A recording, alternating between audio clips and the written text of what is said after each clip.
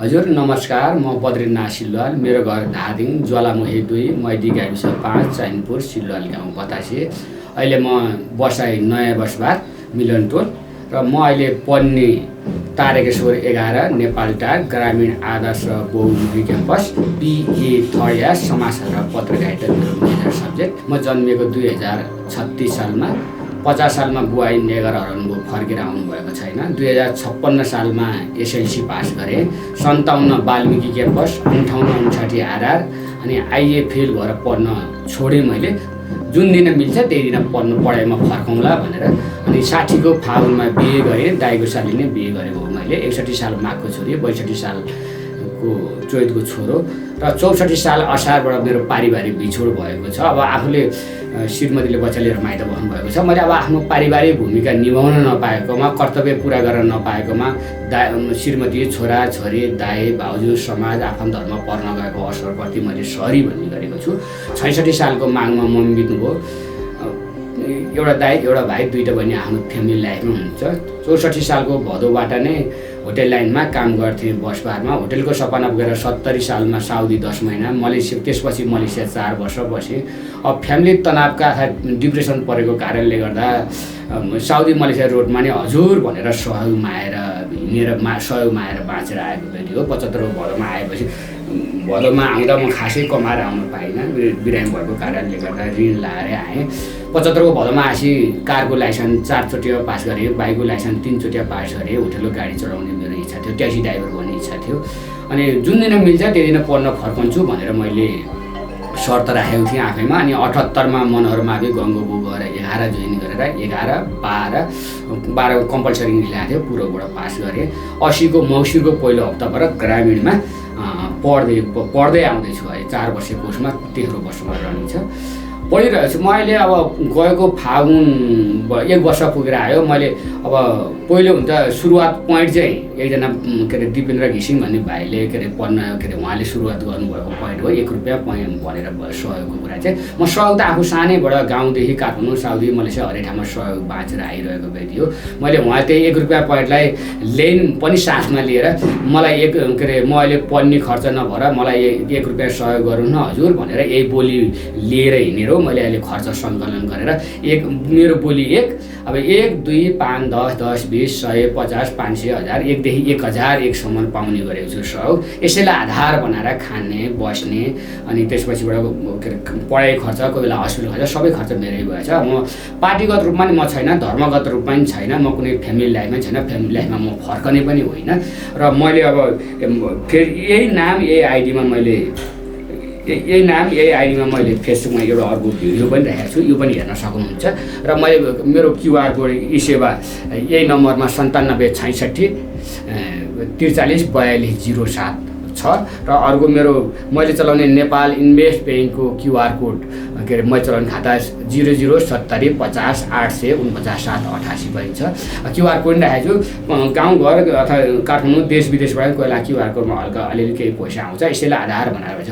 अब म यो 1 रुपियाँ भनेर सहयोग मागेर बाँच्नुको कारण के छ त मेरो अब समाजलाई दिने योगदान। मैले अहिले यो 46 अथवा 47 वर्ष उमेरसम्म सहयोग लिएर बाँचेको अथवा अब बाँच्ने दिनमा मैले समाजलाई के दिन सक्छु त भन्ने कुरा एउटा अब माइन्ड पावर र सर्टिफिकेट भन्नु त फरक कुरा हो। म अब एउटा भनौँ न, म अहिले मागेर गाउँ, काठमाडौँ, साउदी, मलेसिया अहिले पनि समाजशास्त्र पत्रकारिता, अहिले पनि काठमाडौँ भ्याली लगभग हिँडा, थाङकोट, नागढुङ्गा, चापागाउँ, लेली, सुन्दरी, जल, बनेपा, दोलीखेल, नुवाकोट, रानीपुवा अथवा माछापोखरी बसबारबाट चल्ने अथवा बसबारबाट चल्ने हरेक ठाउँको काठमाडौँ भ्याली लगभग काठमाडौँ, भदौ, ललितपुरमा धेरै ठाउँमा पुगेको छु। म अब बसमा सर गयो अनि त्यो बसबार उहाँ पुगेपछि फेरि त्यहाँ वरिपरि घुम्यो अनि फेरि फर्केर रुममा आइपुग्छु। म अहिले पनि म आज यहीँ यहाँ भेटकुटे मण्डप यहाँ कपडा राखेको जुन ठाउँहरूमा घुम्दै थिएँ। अबको समाज कस्तो त, अबको शासन पद्धति कस्तो त भनेर एउटा मैले परिकल्पना गरेको छु।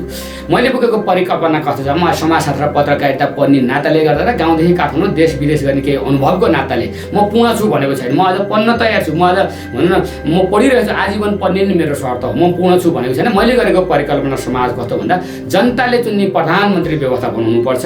त्यो प्रधानमन्त्री संसदमा आधारित हुनुपर्छ। चुन्ने मात्रै जनताले हो, टोटल पपुलेसनले मात्रै चुन्ने मात्रै हो। त्यो संसदमा बहुमतमा आधारित गराएर मात्रै काम गर्ने हुनुपर्छ।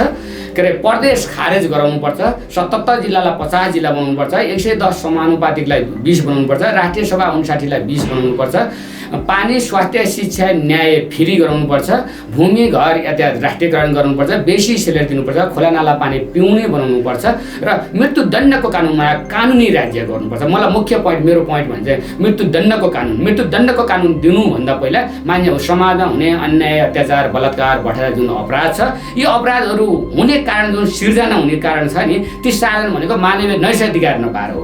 त्यो एउटा घाँस बाँस कपास स्वास्थ्य शिक्षा स्वतन्त्रता राज्यले ग्यारेन्टी गर्न सक्छ, 100% ग्यारेन्टी गर्न सक्छ भन्ने मेरो टाइम। जस्तो अहिले मैले 1 रुपियाँ भनेर मागेर हिँड्दा त चाह्यो भने 1 रुपियाँ जसले दिन सक्नुहुन्छ नि। त्यो मैले अब राज्यले चाहिँ पानी स्वास्थ्य शिक्षा न्याय फ्री गराउने, बेसी सेलेरी दिने, अनि भूमि घर यातायात राष्ट्रियकरण गराउने, बेसी भनिहाल्यो यो जनताले चुने प्रधानमन्त्री व्यवस्था, विज्ञ व्यक्तिले मन्त्रीमण्डल गठन, बढीमा 10 मन्त्रालय बनाउने होइन, बढी 10 मन्त्रालय। हामी प्रदेश खारेज गर्यो। मैले किन भन्दा हामी कहाँ अब क्षेत्रफल धेरै नै भए पनि जनसङ्ख्या त लगभग 3 करोड छैन, हाम्रो आम्दानी भएन नि। मैले पनि BA 3rd इयर पढिरहँदाखेरिमा नेपालमा सरकार र निर्वाचन भन्ने एउटा पोलिटिकल साइन्स एउटा पाटो पनि पढेको छु मैले। पहिला आएर पढ्दा पनि मैले पोलिटिकल साइन्स नै लिएर पढेको थिएँ। भने हामी कहाँ आम्दानीभन्दा बढी खर्च भयो क्या। राज्यकै अहिले लोन तपाईँको लगभग 30 खर्ब पुग्न लागिसक्यो होइन र। 42 हामी कहाँ खर्च बढी भयो, हामी खर्च कटो त्यहाँ जाऊँ। जस्तो अहिले म 1 रुपियाँ भनेर मागेर हिँडेर त सहयोगमा आएर हिँड्दा म गरिब बन्न हिँडेको त होइन नि, म धनी नै बन्न हिँडेको। म झट्टै हेर्दा अथवा मैले एउटा यथार्थ तितो बोलेको हो, सत्य बोले हो। जस्तो यहाँ घाउला, यहाँभित्र घाउला छ भने मैले कोर्टले छोप्दा नि मैले दुख्न छोड्ने त होइन नि। मैले माग्ने मलाई मागेर हिँडेको छु हजुर भन्छु। सहयोग सहयोग हो नि वास्तवमा। त मैले एउटा पढ्नको लागि सहयोग लिएर एउटा समाज रूपान्तरित रूपमा गयो हो नि त। भोलि समाज र देशको परिवर्तन गराउन सक्छु कि म एउटाबाट अथवा 1000 माइलको दूरी पनि त एक पाइलाबाट सुरु हुन्छ भनिन्छ। म एउटाबाट सुरु गर्न सकिन्छ कि त। जस्तो कसैलाई एउटा अम्लोले यसरी देखाउँदाखेरिमा पनि त बाँकी 4 अम्लाले त मलाई देखाएको हुन्छ नि त। त्यही मलेसियाको कुरा गरौँ, सिङ्गापुरको कुरा गरौँ, अथवा अमेरिकाको कुरा गरौँ, चाइना अथवा मैले हरेक देशको कुरा गरौँ, एकबाट त सुरु भएको छ नि होइन। म एकबाट पो सुरु हुन्छ कि त हो। भयो त्यो भएर म हिँडी बनिरहेको छु सबर, अनि बोलेको छु सब पढ्ने विद्यार्थी हुँ, पढ्न पनि हिँडेँ, केही जाने बुझेको छु सन्देश नि। ठिक छ, सक्छौ जाहिर खाऊ, व्यापार गर, देश विदेश गर, करोडपति अरबपति खरबपति बना, अथवा प्रधानमन्त्री बना, PhD गरेर कानुनी समर हो। मलाई एउटै चाहियो पोइन्ट होइन भने समाज र देशप्रति समर्पित हो। अनि हजुर भनेर पनि त आफ्नो सपना पुरा गर्न सक्ने अथवा केही गर्न सक्ने समय आएको छ नि, आएको छैन र। 1 रुपियाँको टार्गेट राखेर चाहिँ एउटा भाइले चाहिँ पुरा सक्सेस गरिसक्नुभयो त। मागे राज्य पाइन्छ भने हाम्रो पुरै त्यो चलन चल्दैन हो। सहयोगबाट समाज अथवा लिएर चाहिँ केही गर्न सकिन्छ भनेर कोही कसैले प्रमाणित गरि पनि सक्नु भएको छ। म मात्रै पहिलो उदाहरण होइन फेरि, म नै एउटा पहिलो व्यक्ति होइन फेरि, कोही कसैले प्रमाणित गरिसक्नु भएको छ। म पनि अब यो साथमा हिँड्छु भनेर हिँडेको हुनसक्छ। मेरो गाउँ गएर काठमाडौँ देश विदेश गरिरहँदा हिँडिरहँदा कहीँ कतै कमजोरीको छन् कि होइन, हुनसक्छ। मौरीको सङ्गत गर्दा फुलमा, झिँगाको सङ्गत गर्दा नालीमा भनिन्छ। हुनसक्छ म गाउँदेखि काठमाडौँ देश विदेश गर्दा नखाने चिज पो खाएँ कि, नबोली चिज पो कतै बोल्ने कि, नगर्ने चिज पो कतै गरेँ कि। हुनसक्छ कमजोरी हुनसक्छ। ठिक के बेठिक भन्ने कुरो छुट्याउन सक्ने अवस्थामा पुगेको छु ल म। अब अहिलेको सन्दर्भमा पुगेको छु। अबलाई बेठिक गर्ने छैन। सहयोग लिएर कुनै जहाँ रसी रणनीतिबाजी जुवातास होइन, कुनै नराम्रो काम प्रति होइन। म एउटा समाजलाई रूपान्तरमा हिँड्छु भनेर सबै थोक त्यागेर हिँडेको छु र सबैको सल्लाह सुझाव चाहन्छु, सबैको सहयोग चाहन्छु। मैले बोले 1 पोइन्ट हो, 1 रुपियाँ हो होइन। हुन त मैले 1 रुपियाँ भन्दा नि 1 देखि 1000 एक दिनमा छ। मलाई मुख्य पोइन्ट भनेकै मलाई जनताले जुन प्रधानमन्त्री व्यवस्था बनाउनु छ, त्यो प्रधानमन्त्री संसदमा आधारित गराउँछ, पानी स्वास्थ्य शिक्षा न्याय फ्री गराउँछ, वातावरणको संरक्षण गराउँछ, खोला नाला पानी पिउने बनाउँछ। मैले लगेर खोला नाला ढल नाल फोहोर फालिरहँदा मेरो बाँच्ने अधिकार जति छ नि, त्यो पानीका जीवका अथवा वातावरण अरूको पनि त त्यतिकै जीव छ त। त्यो पानीका जीवले ल्याएर अथवा त्यो प्रकृतिका अरू मान्छेले ल्याएर मेरो घर खोटामा ल्याएर फोहोर फालिदिनु भएको फालिहाल्यो नि। त्यो पानीका जीवले फालेको छैन नि त। उसो त्यो पानीको जीव पनि त त्यति अधिकार छ। एउटा भनाइ छ, एउटा भनाइ प्रमाणित पनि भइसकेको छ। यदि यो पृथ्वीबाट यो वातावरणबाट मौरी मात्रै नष्ट भएर गयो भने यो मानव बस्ती इकोसिस्टम रहने छैन। जस्तो हामी उडुस प्याज लामखुट्टे कुनै चिज के अरे हामी मारिरहन्छ नि, विषादहरूले मात्र कुनै किरा मारेर, तर त्यो आइरहन्छ किन, इकोसिस्टम बचाउन आयो, परिस्थितिको दिन हो। हाम्रो अब हामीले अब विज्ञान वरदान होइन अभिशाप भयो क्या। हामीले गरेका हाम्रा पिता पुर्खाले जुन चिज आर्जेका छन् नि, हामीले दुरुपयोग पढेको। मान्छे अनुशासनमा रहेन, कानुनमा रहेन, नैतिकतामा रहेन, मानवतामा रहेन। त्यसको लागि मेरो एउटै पोइन्ट हो, मानवीय नैतिकता दिएपछि कानुनमा कठोरा राख्नुपर्छ, कानुनमा राख्नुपर्छ। म म मात्रै होइन, सामान्य नागरिकदेखि धनी होइन, धनी मात्रै होइन, गरिब सबैजना बस्नुपर्छ। राष्ट्रपति होस्, प्रधानमन्त्री होस्, धनी होस्, गरिब होस्, सब मानवीय नैतिकता दिने अनि कानुनमा राख्नु, सबैजना कानुनमा बस्नुपर्छ। कानुनले चाहिँ भनौँ न अब धनी होस्, गरिब होस्, कानुनले वर्गले के गर भन्छ। एटलास भनेको मृत्युदण्ड भनेको काट्ने भनिन्छ नि त, भनौँ न अथवा काट्ने कानुन त, यदि कानुनले वर्गले छुट्याएर कानुनले के गर भन्छ त्यही गर्नुपर्छ भन्ने मेरो टार्गेट हो। हजुर के सोध्नुहुन्छ राख्नुहोस्। अनि समाजमा जुन किसिमका विकृति विसङ्गतिहरू बढेका छन् नि, यसको कारण चाहिँ के देख्नुहोस् त? मैले भने त नि एउटै पोइन्ट हो, मानवीय नैतिकता पाइएन क्या। आज पढेका मान्छे नै अन्याय, अत्याचारी, बलात्कारी, भ्रष्टाचारी भए राजनेताहरू। किन भन्दा हामीले जुन अब म जस्तो यसरी पढेर आइरहँदा, आज म यो उमेरले 46 वर्ष भएँ, बेलुका थर्ड इयर रनिङ गरिरहँदा मैले बेलुका थर्ड इयर त रनिङ गरेँ, मैले त राज्यबाट के पाएँ त? त्यसो भने मलाई राज्यले के दिन सक्छ त? एउटा मानवीय नैतिकताकै ग्यारेन्टी भएन क्या। अब जुन सेवा र सुविधा पाउनु पर्यो नि, उसले पढ्दै गर्दा के अरे 12 गर्छ, ब्याचलर गर्छ, मास्टर गर्छ, पिएचडी गर्छ, होइन र? कति लगानी गरिसकेको हुन्छ नि त जीवनमा, होइन र? अब जस्तो हामी यहाँ जस्तो बिरामी भएर हस्पिटल गइन्छ, पैसा भए उपचार हुन्छ नत्र हुँदैन। अब पैसा भए पढ्ने हो नत्र हुँदैन, होइन र? अब यहाँ त तपाईँको के भन्दा मानवीय नैतिकता छैन, खर्च मात्रै हुने, आम्दानीबाट भनौँ एउटा कुनै ग्यारेन्टी नै भएन क्या। कतिखेर धनी गरिब बन्छ र कतिखेर भन्छ ग्यारेन्टी छैन, होइन र? धनी होइन, गरिब पनि धनी भन्छ आफ्नो ठाउँमा छ, तर धनी चाहिँ कतिखेर गरिब भन्छ भन्ने थाहा छैन। हामीलाई एउटा पहिलो मैले एउटै पोइन्ट भने समाजमा हुने एउटा अन्याय, अत्याचार, बलात्कार, भ्रष्टाचार जुन छ नि, सबैजनाले मैले जस्तै हजुर भनेर बाँच्न त सक्दैन, होइन? रिस लिएर हिँड्न त सक्दैन। मैले अहिले पनि ती भिडियो बनाउँदामा हिँडिरहँदा पनि म किन मागेर हिँडेँ, काम गरेर खान सकिन्न, यसरी ठगेर हिँड्यो भन्छु। मैले 1 रुपियाँ भनेको छु नि त, होइन? अब 1 रुपियाँ बोकेर तपाईँ मार्केट जानुहुन्छ, के बोकेर आउनुहुन्छ? मैले 1 रुपियाँ त्यतिकै बन्छ भन्न खोजेँ होइन फेरि, होइन र? तर यसरी हिँडिरहँदा एउटा के सन्देश बोकेर एउटा परिवर्तनको रूपमा हिँड्दा त मान्छेले घमण्ड छैन र? सके पढ, नसके नपढ, सके बात, नसके नबात, ए हजुर भने भन्न मिल्दैन भन्ने मान्छे पनि समाज आउनुहुन्छ। किन भन्दा उहाँहरूले मानवीय नैतिकता पाउनु भएन नि त। एकतिर राज्यबाट लिने, राज्यले लिने, अरूतिर के अरे सहयोगको नाममा विवाद थियो। अहिले आएर एउटा विकृति रूप नै के निस्यो भन्दा मान्छेले जाँडोसी रनिबाजी जुवादास मागेर पाइन्छ भन्ने, नक्कली आइडी बोक्ने, नक्कली ड्रेस लाउने, नक्कली हस्पिटलको पूर्जा बनाउने, नक्कली के अरे कहीँ कतैको एउटा सङ्गठन अथवा कुनै एउटा चिज बोक्ने, अनि त्यो पैसा सङ्कलन गर अनि गएर जाँड सिरनी पाइन्छ। त्यो गर्ने कारणले गर्दा नि अलिकति सहयोग लिने होइन, असहजता हुनु कार्य त्यो पनि हो है। फेरि म समाजमा मान्छे किन आवेगमा आउनु हो भन्ने कुरा पनि छैन। मैले भने एउटै मेरो पोइन्ट हो, मानवीय नैतिकता दिउँ। मैले अब जस्तो पानी, स्वास्थ्य, शिक्षा, न्याय फेरि भनेको छु नि, बेसी सेलेरी भनेको छु नि त। हो त्यति कुरा गरिरहँदा अब राज्यको अर्थतन्त्र चाहिँ कसरी बनाउन सकिन्छ भनेर सोध्नु पनि हुन्छ मलाई समाज। अब कति भनौँ विज्ञ मान्छे पनि भेट हुन्छ नि, होइन र? भेटमा भनेर हामीले के गर्न सकिन्छ भन्दा यदि राज्यले चाह्यो भने फेरि यहाँ काम पनि लाउनु पाउँछ ल। कुनै सडक बनाउनु पर्ला, कुनै भवन बनाउनु पर्ला, अथवा कहीँ पढ्न पर्ला, केही पढाउनु पर्ला, कहीँ औषधि उपचार गर्नु पर्ला। जब सबै कुरो राज्यले ग्यारेन्टी गर्छ भने हामीले जस्तो अहिले कमाएर हामीले एउटा घर र जग्गा किन्ने, घर बनाउने, यातायात किन्ने अथवा हाम्रो ढुकुटी बलियो बनाउने, हाम्रो घरको बनाउने काम गर्छ नि। हो सबैले चाहिँ देशको ढुकुटी बनाउनु पऱ्यो क्या, होइन र? जस्तो हामीले कमाएर देशमा राख्यो भने त मलाई पर्न सक्छ कोही बेला, मलाई खर्च भयो, हजुरलाई पर्न सक्छ। पानी, स्वास्थ्य, शिक्षा, न्याय जुन भनेको छु नि, सधैँलाई सबैभरि परिरहने त होइन नि। हो बिरामी सधैँ मान्छे बाँचुन्जेल बिरामी पर्ने त होइन भन्दाखेरि त्यो जुन अप्ठ्यारो परेको कुरा त्यो राज्यको ढुकुटीबाट लिएर काम गर्न पाइयो।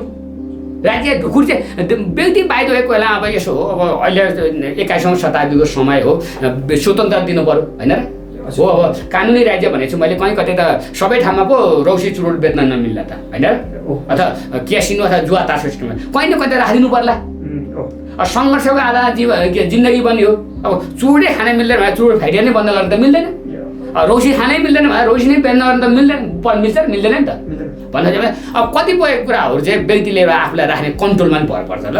मानवीय नैतिकता दिउँ, घाँस बास कपास स्वास्थ्य शिक्षा स्वतन्त्रता, त्यसपछिबाट व्यक्तिले इच्छा लाए अनुसारको ठाउँ के सङ्घर्ष गरे अनुसारको बन्छ। इच्छा लाग्ने सङ्घर्ष गर्छ, पिएचडी गर्छ, इच्छा लाग्ने सङ्घर्ष गर्छ खरबपति बन्ला, इच्छा लाग्ने सङ्घर्ष गर्छ प्रधानमन्त्री बन्ला। कानुनी रूप हुनुपर्छ र एउटै किसिमको कानुन लागू हुनुपर्छ भन्ने मेरो सर्त हो, अरू केही पनि होइन। कानुनी हिसाबले गर, फेरि प्रधानमन्त्री बनाऊ, खरबपति बनाऊ, प्रधानमन्त्री के अरे पिएचडी गर, यसमा कुनै देश विदेश गर, सिस्टममा होस् कानुन, र कानुन एउटै किसिमको लागू हुनु पऱ्यो क्या। सामान्य नागरिकदेखि राष्ट्रपति, प्रधानमन्त्री, अरबपति, खरबपतिसम्म जुन कुनको मान्छे हो सबैलाई एउटै कानुन लागू हुनुपर्छ, मेरो सर्त यो हो। के अरू केही सोध्नु पर्ने सोध्नुहोस्।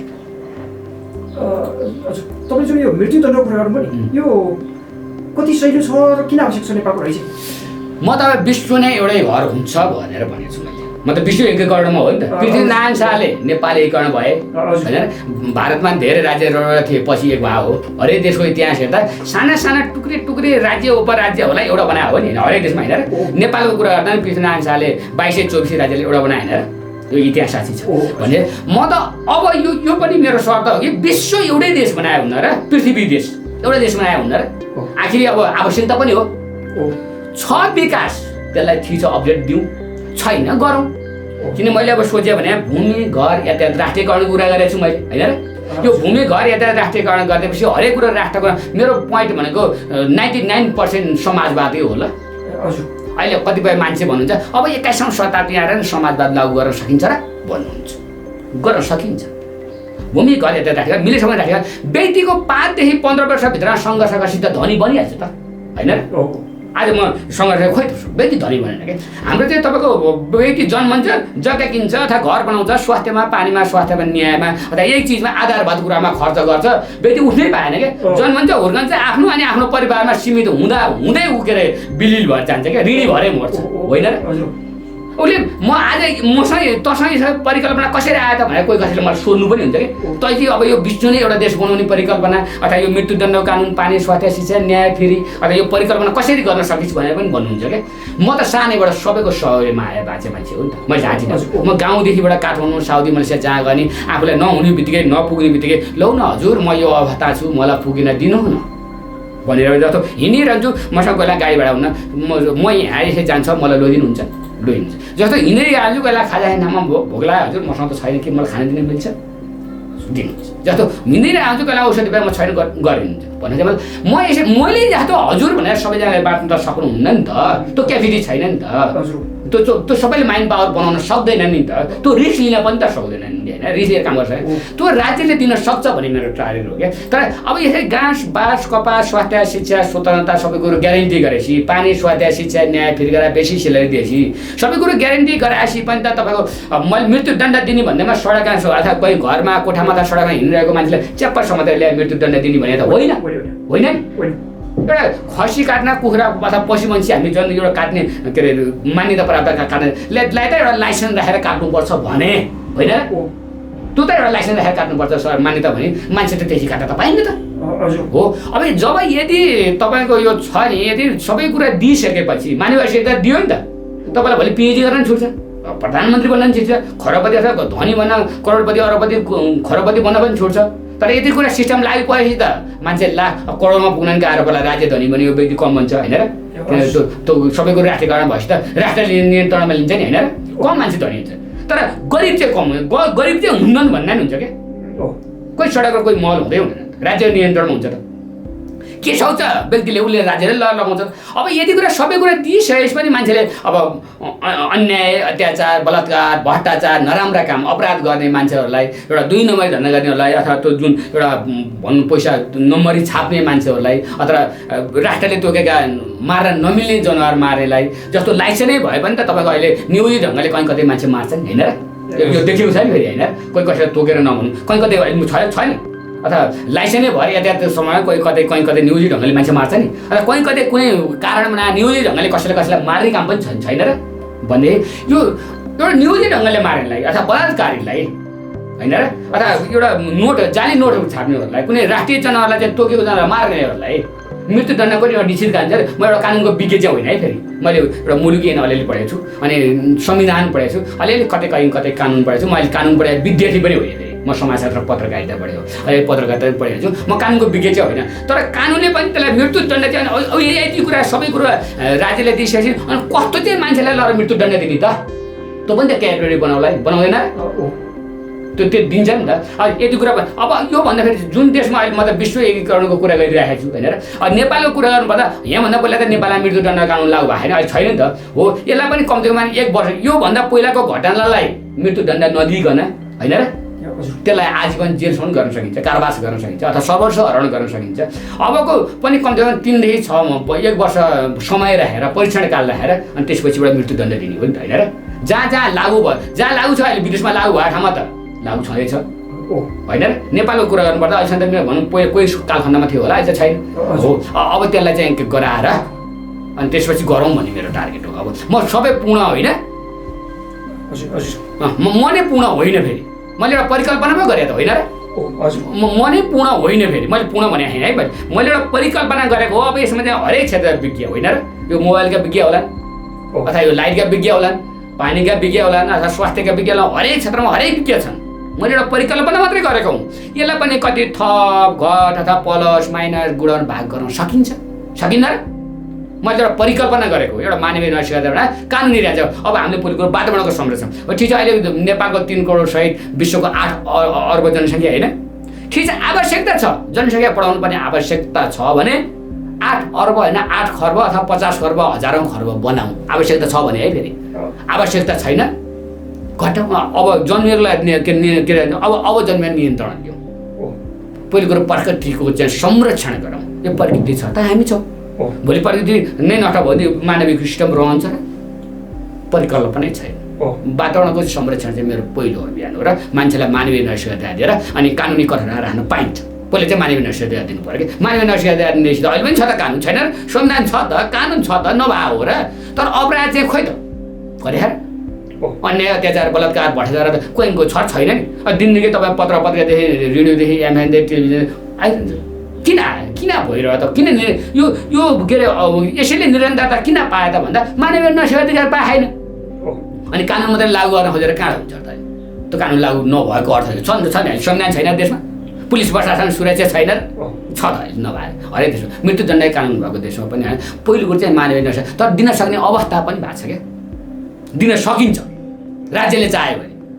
म एउटा व्यक्तिले 100 मार हिँड्दा त 1 देखि 1000 अथवा कोहीलाई लाख पनि पाउँछु भने राज्यले त कुनै पनि के अरे ठाउँ अनुसार भ्याट ट्याक्स लगाउनु सक्दैन र? व्यक्तिलाई फ्री अलर काम लगाउनु सक्दैन र? त कुनै योजना बनाउनु सक्दैन। ल सडक बनाउने अथवा भवन बनाउने अथवा कहीँ पढाउने अथवा कुनै उपचार, ल यस्तो गर यसो गरौँ। राज्यले व्यक्तिले अहिले त हामीले बुझाएको भ्याट ट्याक्सको जुन करको चाहिँ सदुपयोग नभएको भएर पो जनता आक्रोशमा आयो त होइन र? यथार्थ कुरा होइन र? जुन बजेट निर्माण गरिन्छ त्यसको कामै त्यति हुन पाउँदैन, ती भ्रष्टाचार हुन्छ, यो भएर आवेशमा हो नि होइन? यथार्थ सत्य त यो हो नि। त्यही भएर पहिलो कुरो मानवीय नैतिकता दिउँ अनि सिस्टम त्यहाँबाट लागू गर्न मिल्छ भने के अरे अनि हुन्छ भन्ने मेरो टार्गेट। मैले पनि भनिसकेको छु। मैले बिए थर्ड इयर पनि दिएको थिएँ, आफू मैले परिचय दिएँ, देशदेखि विदेशको कुरा राखिहालेँ। म पूर्ण होइन फेरि, म अहिले पनि हुन्छु, म सरी, म पूर्ण होइन फेरि। मैले एउटा परिकल्पना गरेको हो, यसमा सम्बन्धित विज्ञहरूबाट छलफल गराएर, विज्ञ हुनुहुन्छ नि यहाँ छैन, हरेक चिज चाहिँ विज्ञ हुनुहुन्छ त्यो विज्ञबाट चाहिँ छलफल गराएर अनि गर्न सकिन्छ भन्ने मेरो टार्गेट। अरू केही सोध्नु सक्नुहुन्छ? हुन्छ। अहिले अब अन्तिममा चाहिँ के अरू केही सन्देश दिन परेछ भने संक्षिप्तमा राख्नु हजुरै। मैले एउटै पोइन्ट भनिहालेँ, मानवीय नैतिकता दिउँ, मान्छेलाई अब कानुनमा राख्ने चाहिँ आवश्यकता छ। धन्यवाद। ल धन्यवाद, नमस्कार।